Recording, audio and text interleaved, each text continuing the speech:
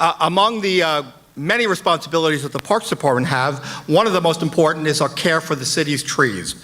Trees represent an asset that's valued at over $5 billion that contribute about $150 million in environmental and economic benefits every year to citizens of New York City.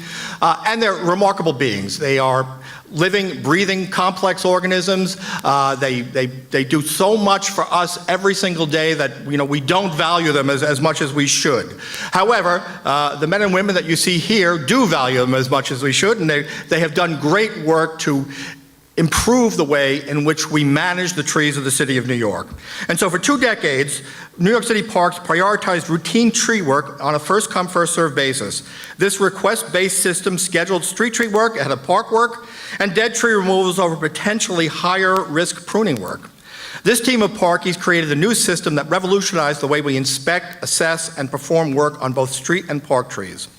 After almost a year of planning and preparation, on July 1st, 2017, New York City Parks launched the pilot program that better evaluated the risk and health of our trees in keeping with the latest industry standards set by the International Society of Arboriculture and the American National Standards Institute.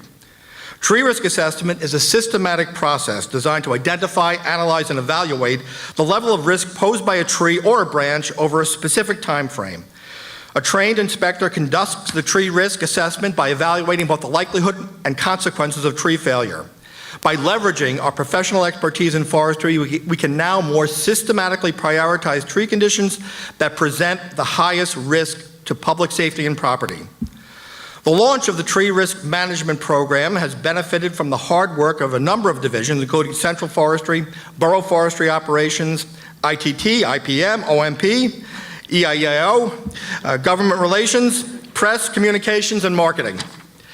Tree risk management provides a comprehensive, legally justified framework underlying our management of New York City's urban forest. It is one of the first municipal programs in the nation to implement a comprehensive tree risk prioritization program based on arboricultural industry standards and methods. As a result of this shift to risk management, we now prioritize tree work in a manner that better addresses public safety. And this is just the next step in a long series of improvements that the men and women on the stage have made and others throughout the agency to improve the way we care for and understand the trees that we're responsible for. And as a result of their work, the city will be a better place. People will have a better experience with nature, and New York will be cleaner, healthier, beautiful, and more friendly place to visit. And it's my congratulations to all the team members for the work they did to improve the overall health and safety of our city trees.